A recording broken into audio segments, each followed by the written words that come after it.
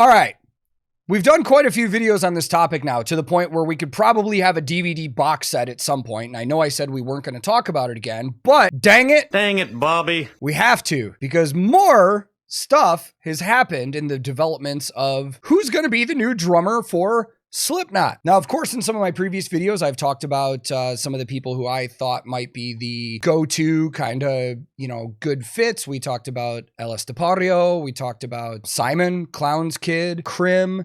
Talked about Aloy, like some good people with good chops that we thought could be a fit. And then, if you're not aware, which if you've seen the other videos you are, I'll just give you a quick recap. Jeremy Kling, the drummer for Venom Inc., announced that he was leaving Venom Inc. right as Slipknot announced that they were kicking out Jay Weinberg. And there's been some subtle little things here and there that have made us start thinking, whoa, could this be the guy? But now, I really don't know, because some stuff's happened. So let's get into this. So as you can see, here we are on Jeremy's Instagram page, which I've been following since all this happened. And it's clear that a lot of other people are too, because news reports are quick on this now. But about a week ago, I believe it was like November 19th or something, Jeremy posted this picture of a new snare drum that he got from D-Drum. The caption says, "New gear day. Love this new Ash Birch Dominion snare from D-Drum USA. It's a cool yellow-orange. What should I name it? Help me out with that. Post a name in the comments. If I end up digging the name, I'll send you something in the mail, maybe a guitar pick, maybe a drumstick, maybe a sticker. I don't know, something." Not much to go off of there. Drummers get new drum kits all the time. But hold on here. Let's get the appropriate hat on.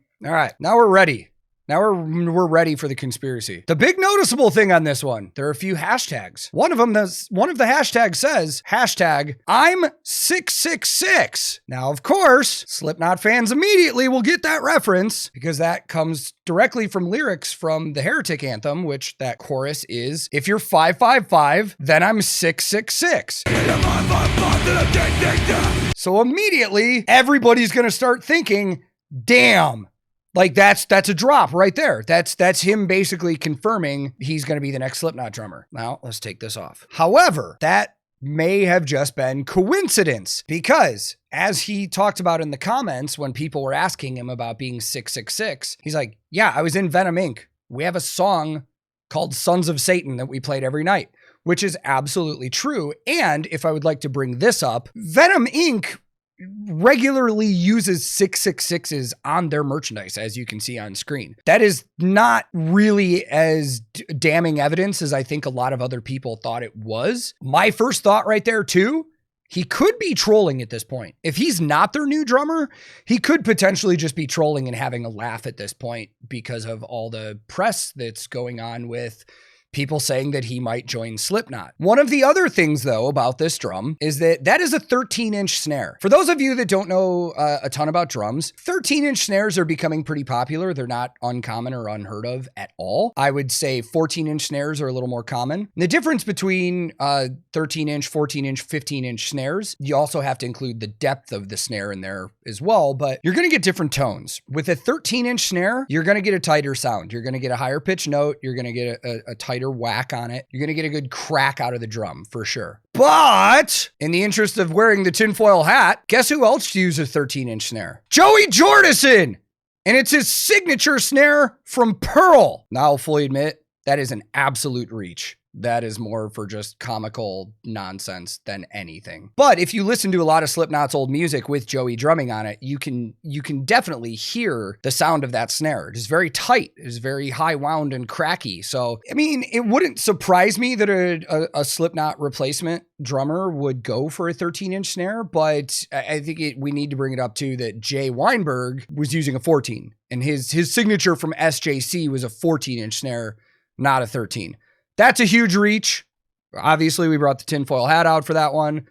That's just connecting dots that probably aren't there. So I know some of you that haven't seen any of this news yet are probably like, wow, this is kind of wild that he posted that with the I'm 666, right? Well, news outlets started posting about it. They're like, oh, this guy did he just reconfirm that he's the drummer? And a lot of people were thinking, maybe it was a subtle hint. Well, then in the spirit of what does Corey Taylor think, Corey Taylor actually chimed in on this like yesterday, within 24 hours ago, and says, to everyone wondering about our new drummer, it's not him. Stop letting him troll you. He's not even on the list. Hashtag, he's not 666. Or if you read that differently, hashtag he snot 666. And then the news outlets, again, the TMZs of the metal world, immediately were like, Corey Taylor just put it to sleep. Like, he said Jeremy Kling is not the drummer for Slipknot. Fair enough. I get why you would put that headline out, but can we just for a second bring up, in the interest of fairness, he might be deflecting. Artists do this shit all the time. He might be absolutely deflecting. But I want to kind of like break this down really quick because I thought this was interesting. There were some people that responded to him and were like, people figured out who your new drummer is too quick and you just don't want him to know. Now, let's just look at this like Corey's absolutely 100% telling the truth, not trying to deflect anything. He didn't even mention Jeremy by name. He just said it's not him, which is interesting. I figured he would just say it's not Jeremy Kling if that was the case. He said, stop letting him troll you. Fair point. The dude might be having a laugh at this point. But what I thought was kind of unfair about this, kind of shitty, Corey said he's not even on the list. So if what he's saying is true, it's like, why do you even need to put that on there? You're basically, in the nicest way possible, saying this guy is not good enough to be in our band and we're not even looking at him. I actually think that's pretty mean to say he's not even on the list. But to extrapolate that even further, if he's not on the list, that means they have a list. They might not have a new drummer yet, which I was leaning to thinking they probably did already. I mean, according to what I looked up, their first show that they have next year, their most recent show that they have coming up to right now while we're filming, is April 27th at Sick New World. And then May 12th at Welcome to Rockville. So that is, in my experience, more than enough time to get a new drummer ready to go. I mean, dude, if their show's on April 27th, they could find somebody in early April and probably still be ready. I mean, there's been guys that have jumped into situations many times with barely any time to, rehearse with the band or anything like that. Now, if it's somebody on that short of notice, I would have to say it's probably somebody that they know, that they have a rapport with, because if you're a band the size of Slipknot, you're not just going to get a random person. You're going to get somebody that you know is going to mesh well with you. You're going to get somebody that you've spent time around that you know you're going to be able to tolerate them, or maybe not. I don't know. Because as we heard, it was rumored that Jay getting fired was a long time coming because it was a personality thing or a character thing. And I don't know, man. But I do think it's interesting that now we're in a point where it's like, is Jeremy trolling, or did the cat unintentionally get out of the bag and now they're just trying to cover it up? I'm curious to see what happens. I'm invested in this at this point. In my mind now, if it's somebody other than Jeremy, I'm going to be like, oh, man. Because this whole thing has been super funny so far, to be honest. Cosmonaut Cozy in chat just said, are we even sure the drummer's gender is male? No, of course not. We don't know. But from my experience in the music industry, I would say that a band made up of 8 other dudes is probably gonna hire another dude to be their drummer. I would guess. Like we've talked about on this channel before, I have worked for bands on the road that refuse to hire women. For whatever reason it is to them. Whether, like, I've heard every excuse in the book. So I don't know. None of us really know, but we'll find out eventually. Pinup Mariposa said, I think he's trolling, but he makes hype around this person and maybe his current band. That's a good point. I mean, Jeremy's Instagram followers doubled, like, from the time, like, I brought him up in that first video, and he does have multiple other bands he's in. I mean, at the very least, if he doesn't become the drummer for Slipknot, a lot of people know who he is now that didn't know who he was before. So that is a good point. Polka Metal says Slipknot is going to drag this out to keep people talking about him. I think that's a good point to bring up. In the day and age where everybody's fighting for headlines and media attention and stuff like that. I mean, it is Slipknot. It's not like they need to do that. It's not like any media attention is going to do anything huge for them, but it very well could be. They could possibly drag this out until the last second just to keep the headlines on them. I mean, that is something to bring up, but they're not going to drag it out forever. They've got a show April 27th, so they're going to have somebody before then. The Dead Skip said it's odd that people care this much about a hired gun. I think at the bare minimum, Slipknot's a huge band that everybody in metal knows of, and people love drama and controversy.